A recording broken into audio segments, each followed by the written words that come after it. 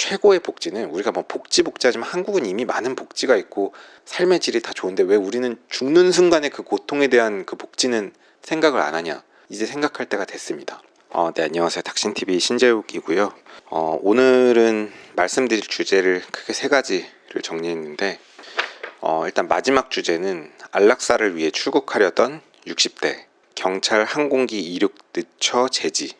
요 안락사에 관한 뉴스가 이제 네이버 메인에 떴어요. 그래서 저는 뭐 내과 전문의라서 내과 전공의 생활할 때도 이제 주치의를 많이 했고, 지금도 이제 내과 전문의로 병원에서 뭐 일을 하면서 뭐 주치의를 가끔 할 때도 있고, 이런저런 환자 보호자분들이랑 뭐 상담을 할 때도 많이 있고, 임종 과정에 갈 때 연명의료 계획서를 작성할 때도 많이 있고, 환자분들의 이제 말기 암 환자분들 편안하게 임종 과정으로 보내드릴 때, 가족들한테 어떤 임종 계획에 대해서 설명드릴 때, 혹은 중환자실에서 이제 임종 세팅하는 이런 것들, 한국에는 이제 안락사라는 개념이 없기 때문에 일부러 돌아가시게 하는 건 없고요.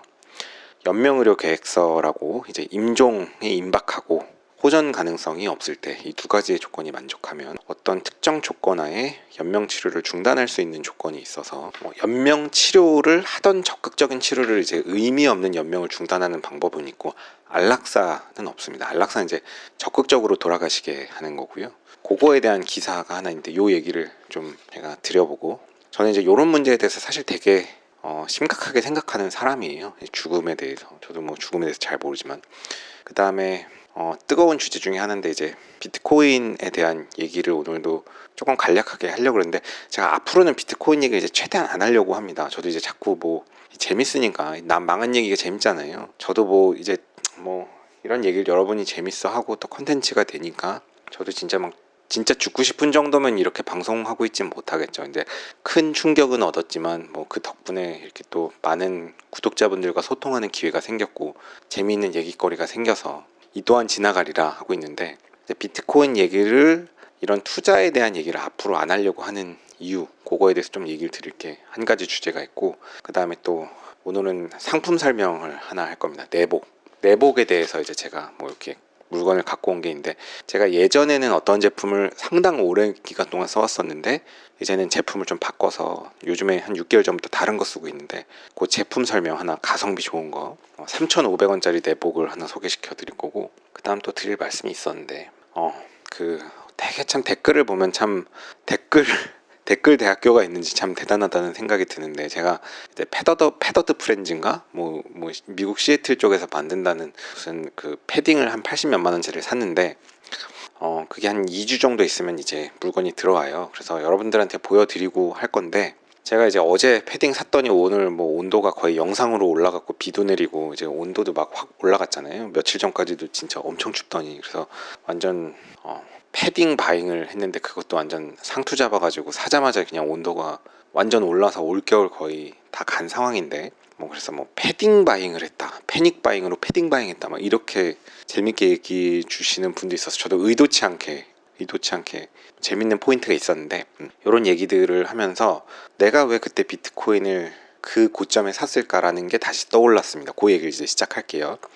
일단 뭐 비트코인 얘기부터 하겠습니다. 제가 이제 비트코인을 얼마에 샀는지 말씀드리긴 그렇고, 꽤 높은 지점에 샀다가 너무 많은 피해를 봐서 한 반 정도를 정리를 했고, 손실을 실현시켰고, 그때도 손실을 실현시켜야 되는 이유가 좀 있었어요. 정말 그 손실이 더 커지면 제가 이제 좀 문제가 되는 상황이었어서, 사람이 이제 빵원이 되는 건 상관이 없지만 마이너스가 되는 건 문제잖아요. 빵원이 되면 뭐 밥을 안 먹고 버티면 되지만, 이제 마이너스가 되면 이제 진짜 재난이라서, 그래갖고 이제 일부는 실현시켜서 정리를 했고, 나머지는 이제 그냥 그걸 판매할 수가 없어서, 제가 이제 자꾸 샀다 팔았다 하는 걸 싫어하는 게, 샀다 팔았다라면 내가 얼마를 잃었는지, 수익률이 얼마가 되는지 잘 모르겠더라고요. 그래서 저는 최대한 사고 파는 거를 좀 좋아하진 않습니다. 그래서 한 반 정도를 계속 갖고 있었는데, 이게 그냥 계속 내리막을 탔죠. 그냥 쭉쭉 내려가서 마이너스가 많이 내려갔다가 최근에 한 엄청 떨어졌다가 한 10%인가 올라서 지금 뭐 대충 어느 정도인데, 뭐 댓글로 막 예상하는 댓글들이 있는데, 굉장히 추론인들이 다 그럴듯해서 저도 깜짝깜짝 놀라게 되는 댓글들도 있던데, 어쨌든 그게 중요한 건 아니고, 패딩을 사자마자 온도가 올라갔다, 지금 상온이 됐다, 패딩 산 시점도 그래서 제가 비트코인에서 손해가 너무 크다 보니까 어떤 되게 저렴한 물건을 사고 가성비를 추구하고 근검절약했던 나의 삶에 어떤 굉장히 좀 자괴감이 들고 회의감이 들고 그런 얘기를 드리면서 어떤 물건의 감가 그리고 비싼 물건들을 사지 않고 근검절약하는 이런 행위들에 대해서 사실 좀 자괴감이 많이 들었었죠. 그러면서 이제 패딩이나 하나 사자. 진짜 겨울도 너무 춥고 좀 깨끗한 거 입고 싶고 깨끗한 거 하나 사면 오래 입으니까 저는 이제 패딩도 되게 아끼는 편이었는데 패딩을 하나 사자 했는데 이제 비트코인을 크게 이제 감가를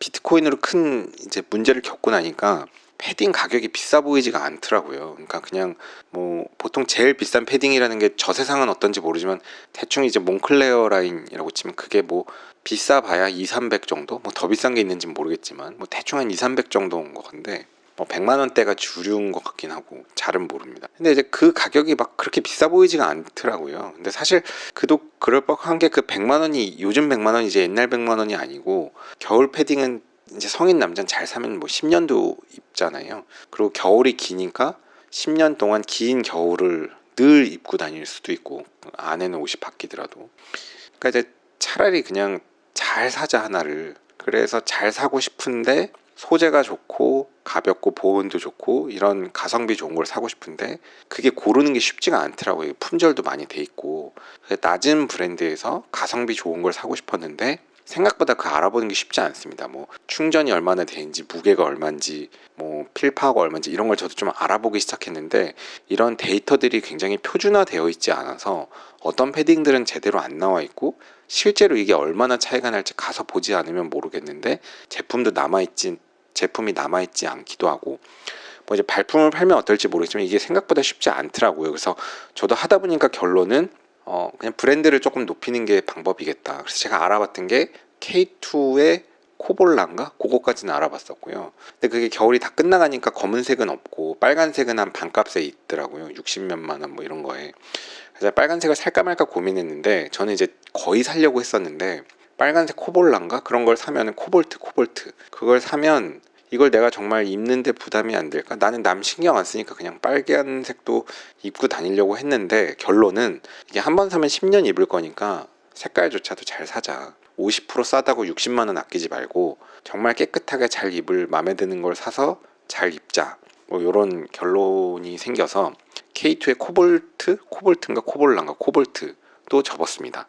근데 사실 그거는 제가 안 사는 게 맞았던 게 그건 이제 너무 대장급이라서 그런 대장급은 뭐 밖에서 일하면 모르겠는데 이제 차 타고 다니고 이런 저의 생활 패턴에는 좀 맞진 않는다는 생각이었고요. 그 지하철 이런 데서는 되게 덥다 그래서 패딩 얘기가 이렇게 길어지면 안 되는데 그 얘기를 내가 왜 했지? 그러니까 하려던 얘기는 이건데 제가 패딩을 그래서 패더드 프렌즈인가? 그거를 샀어요. 패더드 프렌즈라는 걸 샀는데 80 몇만 원이고 저는 뭐 한 2, 300까지도 쓸 생각을 했는데 뭐 비트코인 생각하면 뭐 진짜 이제 돈도 아닌 것 같다는 생각 들어서 패딩 하나 좋은 거 잘 사자. 그런데 이제 기능성을 조금 더 생각하고 사다 보니까 패더드 프렌즈라는 80 몇만 원짜리 패딩을 샀는데 이제 어젠가 그젠가 샀는데 지금 온도가 영상이 거의 됐잖아요. 그래서 날씨도 지금 완전 따뜻해서 이 패딩이 한국에 도착하는 시점이 거의 2주 뒤인데 설 연휴 지나고 뭐 그 언제쯤 도착할 것 같고 도착하면 바로 보여드리도록 하겠습니다. 그것도 이제 거의 등산용품 같은 그런 패딩이라서 막 도심용으로 예쁘게 나온 디자인은 아닌데 어쨌든 근데 이제 그거 산 시점도 이제 뭐 주식으로 치면 상투 잡듯이 이제 상온 다 됐는데 겨울 다 끝나고 사냐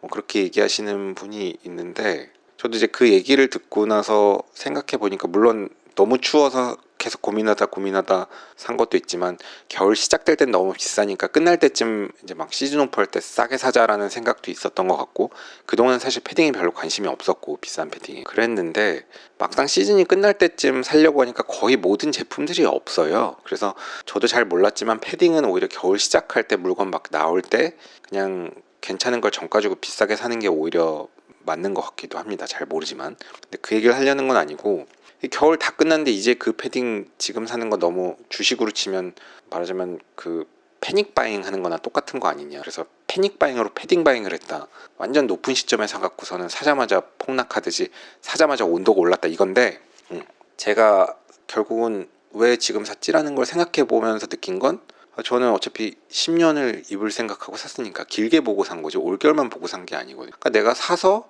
이제부터 상온이 됐고 막 뭐 한 며칠 있다가 막 10도 되고 뭐 갑자기 봄이 오고 이제 여름 슬슬 봄 짧으니까 여름 되더라도 진짜 거의 한두 번도 못 입고 올겨울이 끝난다 해도 상관없다. 왜? 또 겨울이 오니까. 그래서 이제 길게 10년을 생각하면 그게 겨울 요번 겨울 시작하는 시점에 사나 이번 겨울 끝나는 시점에 사나 뭐 사실 이제 길게 보면 어차피 기다리면 뭐 상관없잖아요.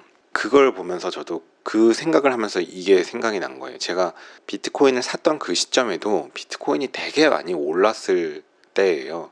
지금 보면 그게 완전 최고점이었는데 뭐 현 시점에서는 완전 최고점이었지만 그 당시에 제가 그걸 살 때 저도 이게 꽤 높다라는 생각은 하긴 했어요. 그러니까 이게 너무 많이 올랐다. 너무너무 많이 올랐다. 왜냐하면 저는 그동안 관심이 없었는데 제가 2018년도, 17년도쯤에 비트코인 하던 시절에도 막 개떡락하고 막 이랬던 적이 있지만 정말 그냥 휴지 조각이 되는 공포의 시점이 있었지만 그때 가격을 보니까 그때에 비해서 이미 엄청나게 오른 상태더라고요. 4-5배가. 근데 이제 거의 뭐 그렇게 오른 시점에 내가 이걸 사는 게 맞냐라는 고민을 했지만 당시에 제가 살 때는 무슨 생각을 했냐면 이제 뭐 기분 프라이스 이런 용어가 있잖아요. 이미 올랐다고 해서 옛날 가격 생각하지 말고 현 시점에서 뭐 이제 기분 프라이스로 생각하라. 옛날 가격 생각하면 살 수 있는 게 없다.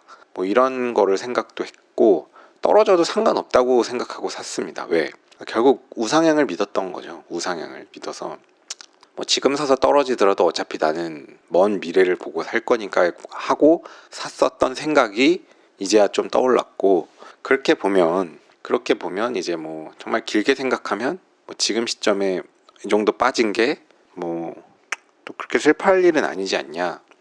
이제 그 패딩을 생각하면서 그 생각이 들었고 그래서 제가 오늘 이제 앞으로 비트코인 얘기를 좀 안 하려고 한다는 얘기를 이제 드리려는 게 뭐냐면 제가 이제 아버지가 하는 얘기 중에 하나가 뭐냐면 주식을 사거나 이러면 다른 사람들한테 절대 얘기하지 마라 뭐 이런 얘기를 옛날서부터 늘 하셨어요. 그 얘기를 왜 하냐면 아무한테도. 그래서 제가 살면서 느낀 점 시리즈 그런 거 얘기할 때도 뭐 주식이나 이런 얘기를 오른손이 한 일을 왼손이 모르게 하라 제가 뭐 그런 얘기 옛날에 아마 한 적이 있을걸요. 어딘가에 있을 텐데 그러니까 비트코인을 샀다 뭐 내가 혹은 뭐 삼성전자를 샀다 이런 얘기를 주변한테 아무한테도 하기 싫은 게 뭐냐면 저는 이제 뭐 컨텐츠를 하는 사람이다 보니까 지금 본의 아니게 다 얘기해 버리긴 했는데 이제 앞으로는 좀 함구하고 싶다는 거죠. 왜냐하면 이게 이제 너무 알려지면 문제가 이제 굉장히 저도 제 페이스를 못 잡고 집중을 못 하게 됩니다.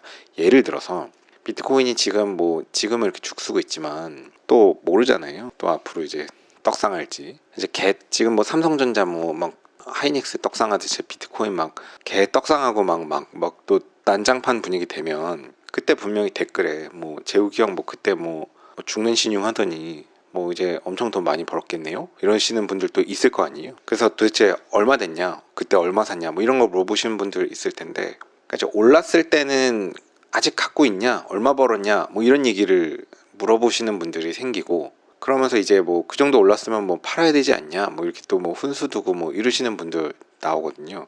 그러면 이제 저도 제 페이스를 못 잡는 거죠. 막 옆에서 자꾸 이제 많이 올랐으니까 이제 팔아야 돼 뭐 이런 얘기하고 많이 벌었지 막 이러다 보면 저도 이제 딱 팔았어 불안해가지고. 근데 막 또 개떡상 막 2배 3배 해. 그러면은 이제 막 짜증날 거 아니에요. 혹은 이게 또 막 제가 지금 뭐 이제 중론신용했지만 그래도 또 생각해보면 난 길게 보고 갔다라고 하지만 이게 또 계속 이게 끝이 아니었다. 그래서 막 밑도 끝도 없이 이제 비트코인은 휴지 조각이 되면서 추락한다 이러면 뭐 댓글에 뭐 재욱이 형 살아있냐 뭐 이러면서 그때 그거 계속 갖고 있으면 휴지 조각 됐겠네 뭐 이런 분들도 댓글에 나오고 뭐 사실상 이제 조롱하는 듯한 분들도 있을 거고 저도 기분 상할 거 아니에요. 그러니까 기분 상하니까 또 내 페이스를 못 잡고 또 다 팔았는데 갑자기 또 떡상하고 그러니까 이게 어쨌든 내가 생각한 믿음과 나의 책임을 갖고 가야 되는데 주변에서 막 너무 많은 사람들이 알면 그게 제 멘탈을 더 흔들거든요. 그러면서 이제 꼭 주식할 때 보면 옆에서 뭐 훈수 도는 사람 있잖아요. 막 내가 그때 막 팔으라 그러지 않았냐고 뭐 그런 사람 혹은 뭐 내가 그때 뭐 사라 그러지 않았냐 이런 사람들 있잖아요. 그러니까 그런 훈수 들으면 되게 스트레스 받잖아요. 사실 할 말이 많은데 그거 알면 뭐 본인은 그러면 뭐 본인은 그럼 전 재산 다 때려받고 투자하지 그러진 않잖아요. 본인도. 그러니까 저도 옛날에 저도 뭐 누가 자꾸 뭐 사라 이러면은 뭐 사라고 저한테 그렇게 막 계속 막 푸시하고 추천하는 사람이 그거를 얼마나 믿으면서 나보고 사라고 하는지를 확인하는 방법이 있는데, 너 얼마 샀어라고 물어보면 나 1,000만 원 샀어 이러면 이 사람은 그거에 대한 믿음이 1,000만 원밖에 없는 거예요. 나한테 계속 이거 사라고 푸시하는데 너 얼마 샀어 했는데 나 집 팔고 전 재산 다 때려박았다, 뭐 예를 들어서 뭐 10억 샀다, 뭐 이러면 이게 어떻게 될지 모르지만 이 사람은 진짜 굉장히 강하게 믿고 있는 사람이구나를 알 수 있죠. 그래서 저한테도 맨날 뭐 이제 주식 같은 거 하다 보면 여러분도 주변에서 뭐 훈수 두는 사람들 있을 거고, 뭐 테슬라 올랐을 때 그때 뭐 팔라 그러지 않았냐 옆에서 뭐 이런 훈수하고 이러면 짜증 나잖아요. 그래서 좀 불편하잖아요. 되게 스트레스 받잖아요. 본인의 페이스가 흔들리고. 그래서 이제 비트코인 문제는 제가 뭐 팔았는지 계속 갖고 있는지 그냥 이렇게 방송에서 너무 노출하지 않는 게 낫겠다. 이게 사람이 돈을 또 많이 벌면, 예를 들어 비트코인이 이제 막 10배 폭등했다 이러면 또 뭐 결국은 제가 요번에 컨텐츠를 만들면서도 느끼는 게, 사람들은 망하는 걸 좋아하지 잘 되는 걸 좋아하지는 않거든요. 그 사람들이 나쁘다는 얘기는 아니에요. 뭐 저도 비슷한 심리를 갖고 있을 테니까. 뭐 포모인가 뭐 그런 현상이 있던데, 지금 내 상황이 안 좋은데 남의 상황을 마냥 좋게 봐줄 수는 없잖아요. 내 코가 석잔데. 그래서 어쨌든 너무 많이 벌어도 문제고, 뭐 폭락하면 또 조롱거리 되고 이러니까 앞으로는 뭐 계속 갖고 있냐 그때 팔았냐 얘기를 안 하는 게 낫지 않을까, 그런 생각이 좀 들었다는 거예요. 그거 하나고, 다음 주제로 넘어가겠습니다. 두 번째 주제는 오늘 제가 그 내복을 하나 설명드릴 게 있는데, 저는 이제 옷 안에 뭐 난방을 입든 반팔을 입든 여름에 반팔 티셔츠를 입든 뭐를 입든 항상 안에다 뭐를 받쳐 입고 있거든요. 뭐 대부분이 다 그러시는지 모르겠는데, 우리가 바지 안에도 뭐 팬티를 입듯이 이 안에 저는 뭔가 얇은 하나를 입어요. 그러지 않고는 이게 적응이 안 되는데, 저는 상당히 오랜 기간 동안 이 안에 받쳐 입는 옷이 그 유니클로의 그 여름에 입는 거 뭐죠? 뭐라 그러더라? 그거 에어리즘인가? 에어리즘 이렇게 브이넥으로 돼서 반팔인 거, 그거를 항상 요걸 입었습니다. 받쳐 입었고, 이거를 받쳐 입은 지가 뭐 거의 한 뭐 5년 10년 될 거예요. 거의 항상 이걸 입었고, 이걸 오래 입다 보면 약간 거무틱틱해지면서 좀 재질이 약간 뻣뻣해지거든요. 낡은 것들은 가끔 몇 개 버리고 또 새 거 몇 개 추가해서 회전을 돌리고 뭐 이런 식으로 상당히 장기간 이거를 사용했었는데, 뭐 요건 비트코인 문제로 생긴 건 아니고 사실 그 전에부터 바꿨던 건데, 어느 순간부터 이제 유니클로 이 에어리즘도 좀 너무 비싼 것 같다는 생각이 들었고, 이게 그렇게 비쌀 필요가 있는 물건인가 싶은 생각이 조금 들긴 했어요. 그러니까 되게 뭐 공장에서 나오는 거고 안 비쌀 것 같은데, 이게 뭐 얼마인지 모르겠는데 거의 뭐 제가 한 10,000원 초반대 같으면 살 것 같은데, 제가 기억에는 한 15,000원에서 20,000원 사이인 것 같습니다. 그래서 제 기준에서도 이거 조금 좀 호구 잡히는 것 같기도 하다, 이제 슬금슬금 가격 많이 오른 거 아닌가 이런 생각이 들어서 조금 대체품을 개발해야겠다 는 생각을 어느 순간 했었고, 그래서 이제 샀던 게 뭐냐면 이제 이 제품인데, BYC 면 100% 제품입니다. 지금 보시는 이 제품은 신스 1946년 BYC에서 나오는 면 100% 러닝입니다. 지금 약간 좀 우습게 보시는 분들 계실까봐 그런데, 저도 조금 그런 생각을 했거든요. 이거 뭐 BYC 뭐 이런 거 되게 제 기준에도 완전 무슨 아저씨들 입는 것 같고, 이미 사실 제가 아저씨가 되긴 했지만 완전 무슨 뭐 러닝 셔츠 뭐 아저씨 뭐 배 나온 아저씨 느낌의 그런 거긴 한데, 제가 이 한동안은 완전히 그냥 에어리즘이 너무 당연하다라고 생각했었는데, 조금 비싼 것 같아서 이 100% 면으로 된 러닝 셔츠를 입어봤는데 저는 만족하면서 쓰고 있습니다. 이거 지금 한 개에 3,500원 꼴이고요. 보통 뭐 4개 패키지 이런 식으로 해서 뭐 한 15,000원, 16,000원 정도의 뭐 배송비 이렇게 해서 오는데, 저는 3,500원에 4개 샀습니다. 이미 여러 개 있고, 저는 이런 거를 추천할 때 뭐 한두 번 입어보고 추천하지 않아요. 항상 물건을 추천드릴 때 어느 정도 충분히 써보고 추천을 드리거든요.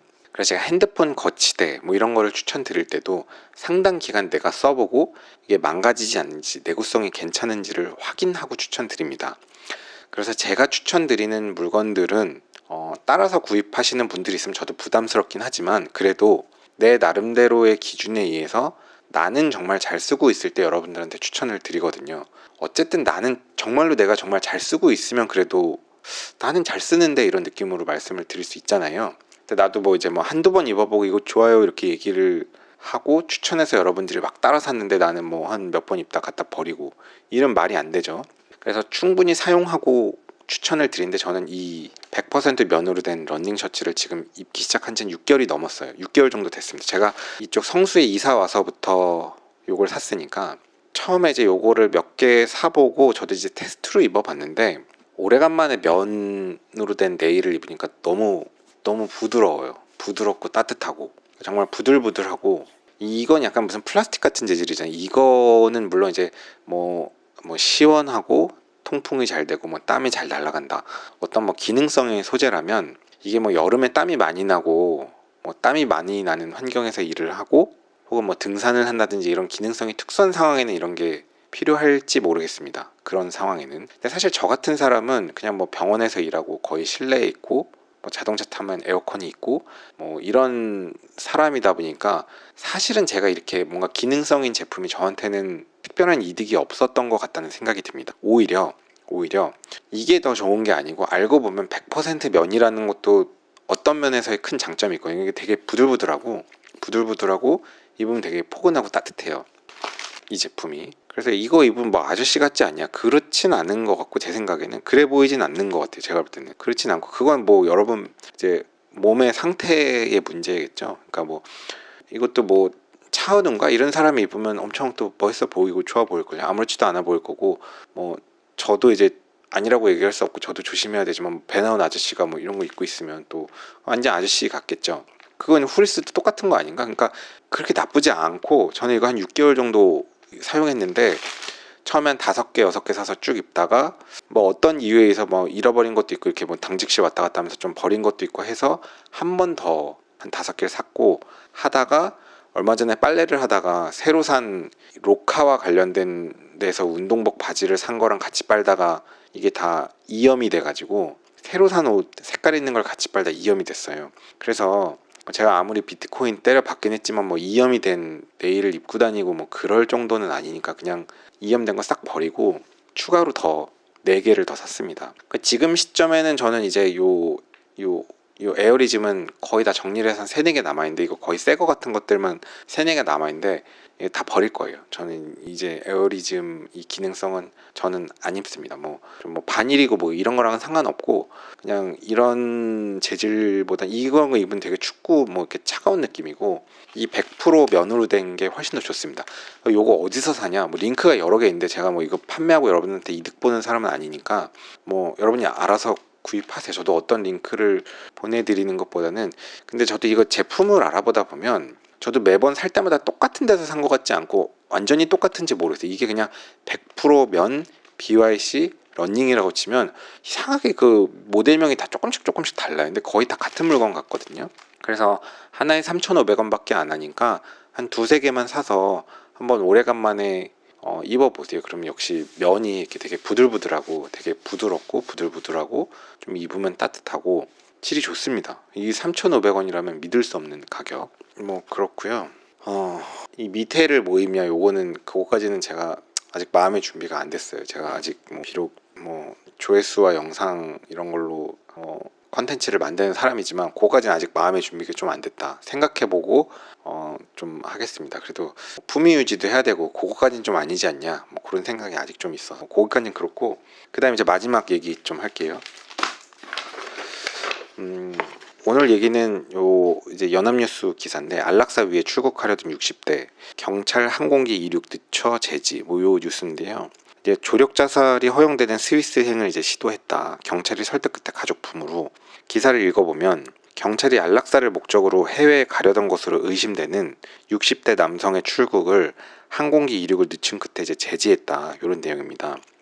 그래서 60대 남성 A씨의 가족이니까 60대 남성의 가족이면 이 자녀분이 꽤 어리겠네요. 자녀분이 거의 대학생 정도 될 것 같은데 아버지가 안락사를 목적으로 출국을 하려고 한다라고 112에 신고를 했고 그러니까 아들이나 따님이 신고를 했겠죠. 거의 대학생 정도에. 이 아버지는 폐섬유증 진단을 받았고 이제 프랑스행 항공기를 탑승하려고 했다고 합니다. 그래서 이 사람이 이제 미안하다는 내용이 담긴 유서 형식을 이제 집에다 써놨고 출국을 하려고 했는데 항공기 이륙을 늦춰갖고 요번에 이제 장시간 설득해서 가족에게 인계했다. 뭐 이런 내용인데요.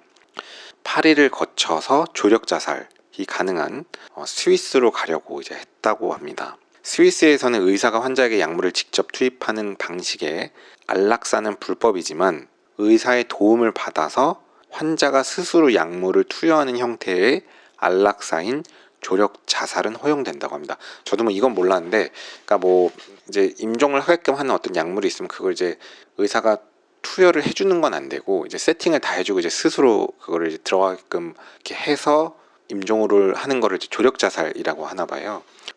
조력 자살은 이제 허용이 된다고 합니다. 이게 뭐 제가 이쪽 나라 상황은 모르겠지만 막 막무가내로 되진 않겠죠. 이제 특정 조건이 있을 텐데 이런 이슈에 대한 얘기를 조금 해보고자 합니다. 이제 폐섬유증이 뭐냐면 저도 이제 뭐 내과 전문이긴 하지만 제가 뭐 호흡기내과 내용을 완전히 다 아는 건 아니지만 이제 폐가 이게 사실은 되게 말랑말랑한 스폰지 같은 거거든요. 그러니까 폐는 되게 조그만 알베올라라고 아주 공기가 있고 아주 얇은 혈관이 그 공기주머니 같은 걸 감싸고 있는 그런 알베올라라는 게 여러 개가 뭉쳐 있는 그런 곳인데 말하자면 만남의 광장이에요. 공기와 피가 서로 만나는 곳.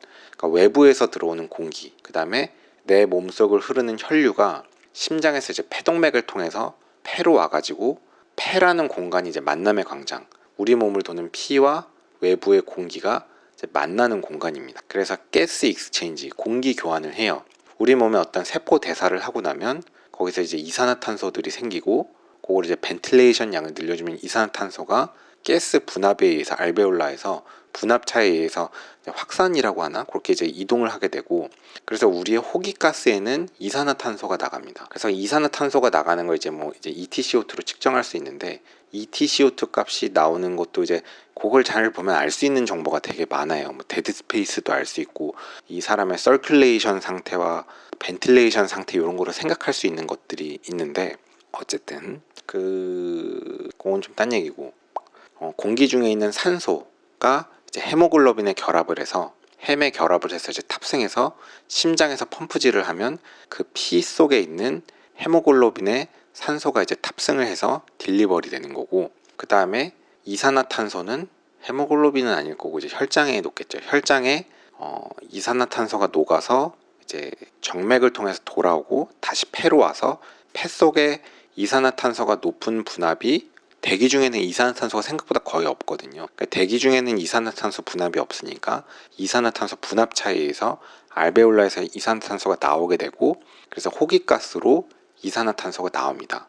그 호기가스로 이산화탄소가 나오는 그거를 보면서 이제 데드 스페이스를 계산을 할 수가 있고 그래서 이거 딴 얘기인데 예전에 이제 제가 내과 전공의 할 때 이제 인공호흡기 회사에서 인공호흡기 제품을 이제 설명하면서 이제 제품을 좋은 제품이 있다 이러면서 이제 세미나처럼 설명회를 이제 병원에 하러 왔어요. 그래서 제가 이제 전공의 할 때 저희 중환자실 담당하시는 호흡기내과 교수님이 계셨는데 중환자실 담당하시는 그래도 그 교수님이 저 되게 좋아해 주셨다고 생각하거든요. 제가 생각할 때는 제가 이제 모 병원에 이제 전임의를 하러 가니까 막 그때도 이제 그때 의료계 이제 대량 사직이 있을 때라서 제가 이제 전공의를 했던 그 병원도 다 사직이 되니까 그 중환자실 담당 교수님이 이제 계속 당직을 서면서 너무 힘들어가지고 이제 졸국한 사람들한테 전화를 돌린 거예요. 좀 놀고 있는 사람 와서 좀 도와달라고 뭐 그런 것 같은데 이제 저한테도 전화를 주셨었는데 재우가 너 뭐하냐 그래서 저 어디 병원에 이제 전임의로 좀 들어가게 됐다고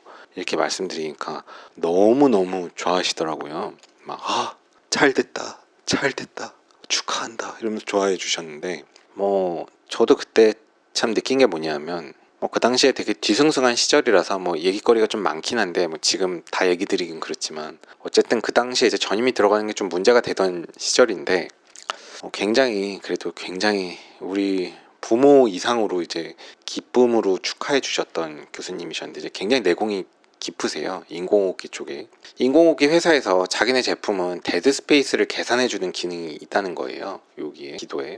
우리의 그 가스가 몸으로 들어오면 그 공기가 실제로 만남의 광장이라 그랬잖아요. 피랑 만나서 가스 익스체인지가 되는 건 이제 알베올라 단위까지 들어와야 되는데 사실 내가 공기를 들이마시지만 이 기도 여기로 들어가서 뭐 여기 큰 기관들이 있고 거기까지는 가스 익스체인지가 안 되는 공간이기 때문에 그걸 이제 호흡 4강 데드 스페이스라고 하는데, 그 데드 스페이스라는 게 참 말하자면 우리가 달리기로 치면 허들 같은 존재입니다. 호흡을 함에 있어서 허들이에요, 허들. 그런 데드 스페이스가 왜 있을까요? 조물주가 만든 이유가 있을 텐데, 우리가 이렇게 건강할 때는 이 데드 스페이스라는 게 아무렇지도 않게 느껴지거든요. 근데 이제 사람이 임종할 때가 되면 숨 쉬는 게 힘듭니다. 돌아가실 때가 되면 호흡수가 빨라지고 호흡을 크게 하고 거칠어지잖아요. 샥인 상태가 되면 이제 벤틸레이션을 보상성 벤틸레이션이 생기기 때문에 호흡수 RR이 높아지고 분당 호흡수가 높아지고 1회 환기량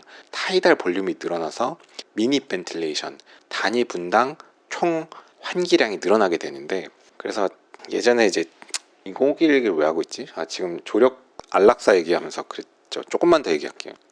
참 이런 호흡 4강이라는 걸 조물주가 왜 만들었을까 싶긴 한데, 이제 우리가 호흡이 힘들어지는 상황들이 뭐냐면, 이제 돌아가실 때가 되면 폐도 이제 심장 각 장기들이 기능이 떨어지기 때문에 심장도 기능이 떨어지고 콩팥도 기능이 떨어지고 몸에 물이 찹니다.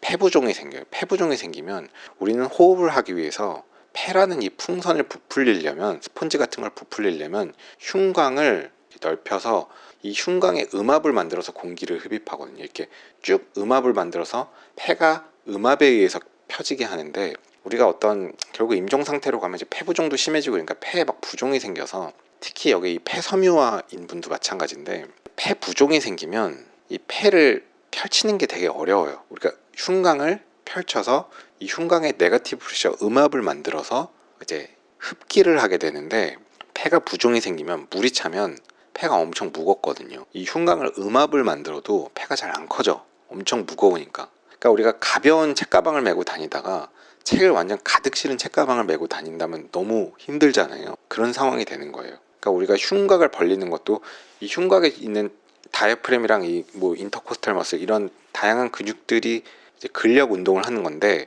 우리는 지금 숨 쉬는 게 어렵지 않잖아요. 근데 이제 임종에 가까워지면 여러 가지 병에 의해서 폐부종이 생기고 샥에 의해서 레스피레이티 벤틸레이션 호흡 보상을 할 때는 호흡 수가 늘어나고 호흡을 크게 해야 되는데 1회 환기량을 높여야 되는데, 폐부종이 있으면 흉곽을 네거티브 프레셔를 만들어도 폐가 안 펴지니까 훨씬 힘들고, 겨우 그렇게 힘들게 폐를 펴도 알베올라 이제 피와 산소가 공기가 만나는 그 공간에 물이 차니까 이펙티브 벤틸레이션 효율이 매우 떨어지기 때문에 훨씬 더 타이달을 높여야 되고, 그러니까 훨씬 더 숨을 크게 쉬어야 되고 빨리 쉬어야 되거든요. 그러니까 우리가 돌아가실 때 어떤 호흡을 하나 하면 처음에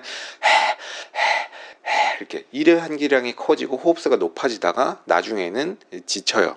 왜 그러냐? 힘들어 숨 쉬는 게 너무 힘드니까 이제 숨 못 쉬겠다. 우리 달리기 계속 못 하잖아요. 똑같습니다. 숨 쉬는 게 달리기예요.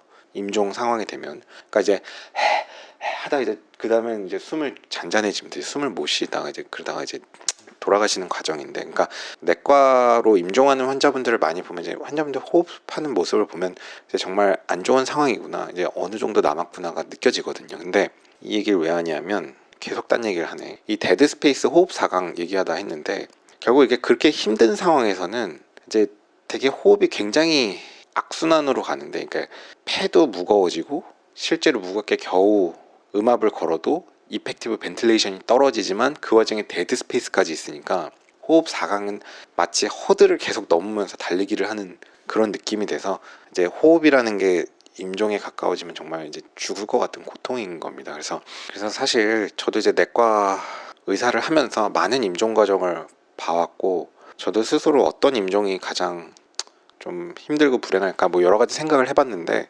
사실은 다 무섭거든요. 다 무서운데 숨 차는 게 참 고통스럽습니다. 숨 찬 게 참 고통스럽고, 그래서 데드 스페이스를 도와주는 호흡 4강을 좀 도와줄 수 있는 게 이제 하이플로우라고, 제가 이제 또 하이플로우에 대해서는 대한민국에서 호흡기내과 전문의 선생님들 다음으로 제가 그 아닌 사람들 중에서는 제가 제일 잘 알거든요. 하이플로우에 대해서는 보통 이제 상품명으로 에어보. 하이플로우의 가장 큰 장점은 이제 데드 스페이스 워시아웃 이라서 레스피레이터리 워크, 호흡 2를 도와주는 게 이제 하이플로우, 그러니까 에어보의 가장 큰 장점인데, 제가 아주 좋아하는 편이죠. 근데 제가 전공의 생활할 때 이제 간파 때 보시는 교수님 중에 하이플로우 같은 거 달고 이런 거 좀 싫어하는 교수님이 계셨어요. 무슨 얘기냐면, 임종하는 과정에 가고 있어서 이제 숨이 차오르는 환자분들한테 뭔가 호흡을 도와주는 제품을 하이플로어라는 그런 제품이 있는데 데드 스페이스를 좀 워시아웃 해주면 호흡 워크가 줄어서 조금 도와줄 수 있거든요. 조금 더 사실 수 있게 조금 더 호흡을 편하게 할 수 있게 도와드리는 그런 이제 인공호흡기까지는 아닌 그런 제품들이 있는데 그런 거 이제 당직대에 연결해 달아놓으면 아침에 오셔서 그 교수님이 하신 얘기가 이거 왜 환자분 힘들게 이런 거 했냐, 왜 그냥 편안하게 임종하실 수 있는 걸 왜 이거 돌아가신 분 이렇게 달리기 시키고 고생시키냐 이런 얘기를 하시는 분이 계셨는데 그게 사실 또 저도 이제 경험이 쌓이다 보면 그게 맞는 말씀인 점이 있거든. 그러니까 이렇게 우리가 의사로서 뭔가 치료를 위해서 해준다고 해주지만 그게 궁극적인 본질적인 치료가 안 되면 결국은 이제 조금 더 연장하는 그런 건데 우리가 숨 쉬는 게 힘들단 말이에요. 힘든 분들을 호흡을 도와주는 제품을 이렇게 걸어 놓으면 조금 좀 편안해지긴 하거든요. 근데 그게 근본적인 해결책이 안 되는 경우에는 결국은 그 힘든 호흡이라는 게 이제 임종 과정에 하면 달리기고 그 달리기를 계속 시키는 꼴인 거예요. 그러니까 우리가 결국 죽음이라는 거는 누구나 다 죽잖아요. 뭐 불행한 얘기지만 누구나 다 죽고 누구나 다 그 과정이 무섭고 고통스러운데 그 이제 숨 차면서 돌아가시는 게 이게 되게 또 고통스러운 하나 중에 하나거든요. 근데 그걸 어떤 제품을 통해서 도와주면 잠깐은 편하죠. 그러니까 뭐 몇 날 며칠 정도 편할지 모르겠지만 그 힘든 호흡을 이 호흡을 이제 또 계속 또 뭐 일주일이고 2주일이고 해야 그분은 그러다 임종하시게 되는 건데 그게 무슨 의미가 있냐. 돌아가시는 분 돌아가실 때 그냥 우리가 한국에는 안락사가 없으니까 일부러 돌아가시긴 못하지만 돌아가실 분들은 좀 고통 없게 조금 편안하게 해드리고 가족들 다 인사하고 안락사라는 개념은 없지만 이제 가족이 연명의료계획서를 썼으면 인공호흡기는 안다니까 이제 그냥 적당한 선에서 너무 적극적인 치료를 해서 질질 끌지 말고 편안하게 해드리는 게 의사로서 더 해야 될 일이 아니냐 이런 생각이 들더라고요.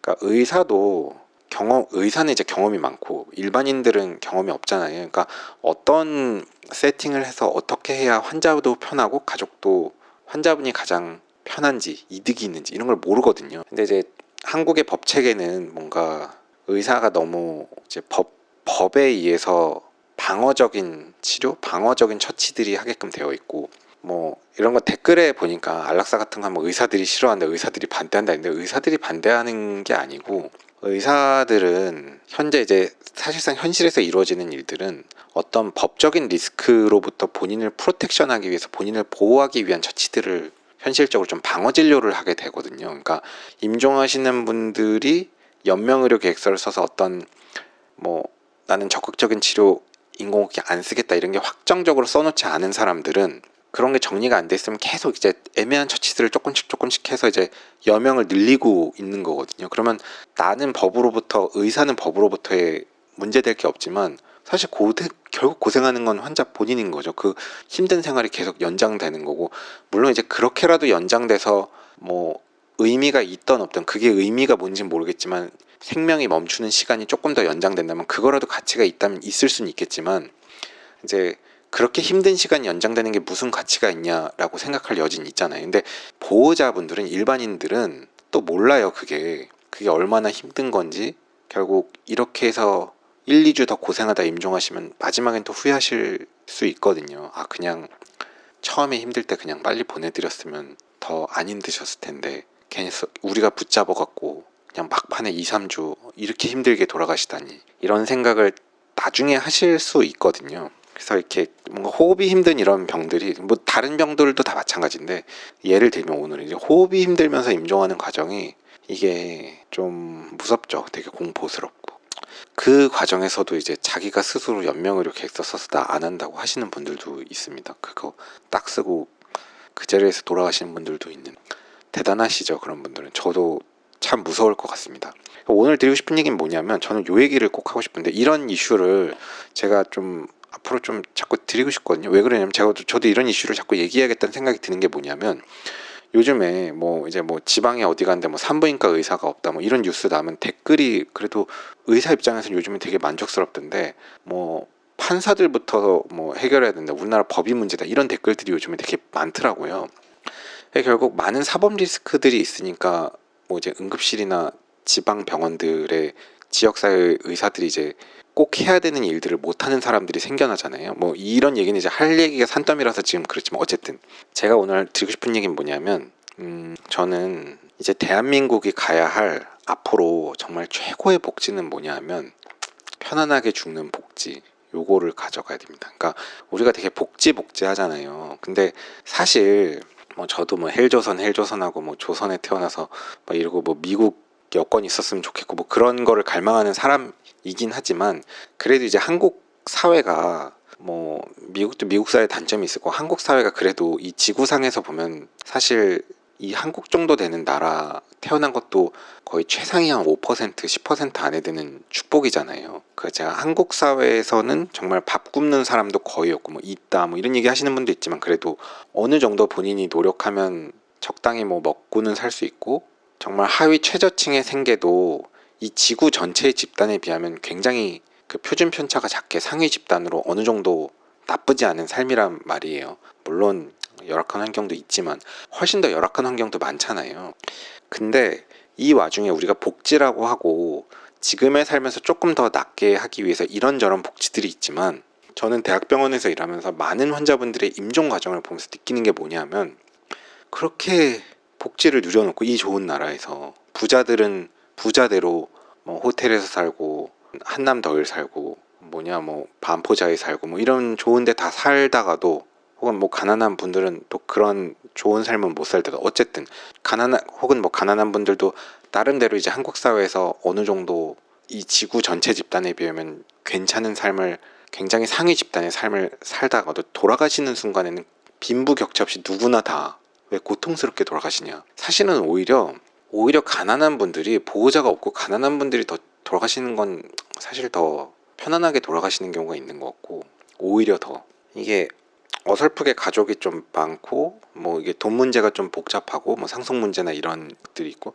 이러면 오히려 그 정작 본인은 다른 어떤 보호자들의 2차 이득 때문에 그냥 고통 속에 연명이 되고 있는 상황들이 좀 있거든요. 전 그런 걸 느낄 때가 있는데 오히려 죽음을 앞둘 때는 가진 자들이 더 고통을 받고 죽는 경우도 있는 것 같아요. 요는 뭐 가진 자가 고통이 많고 없는 자가 고통이 적다 이건 아니고 어쨌든 이제 돌아가실 때는 가끔씩 보면 대학병원에서도 조금 어이없게 돌아가시는 경우가 있는데 어이없게 좀 갑자기 좀 빨리 돌아가셔도 딱 돌아가시면 저는 이제 의사로서 그런 걸 많이 겪다 보면 뭐 가족들은 조금 황당하긴 하지만 생각보다 빨리 가셨다 뭐 갑자기 돌아가셨다 이러면은 그치만 이제 본인은 되게 편하게 가신 거거든요. 사실은 본인은 정말 고통 없이 근데 막 애매하게 적극적인 처치가 계속 들어가면 그냥 정말 그냥 마지막까지 정말 그냥 고통을 겪고 진짜 너무 고통스럽지 않을까 이런 몰골로 임종하시는 분들이 계신데 우리는 왜 죽음에 대한 마지막에 죽을 땐 이렇게 고통스럽게 죽는 거지? 그러니까 그동안 80평생, 90평생 이 대한민국이라는 나라에서 누려왔던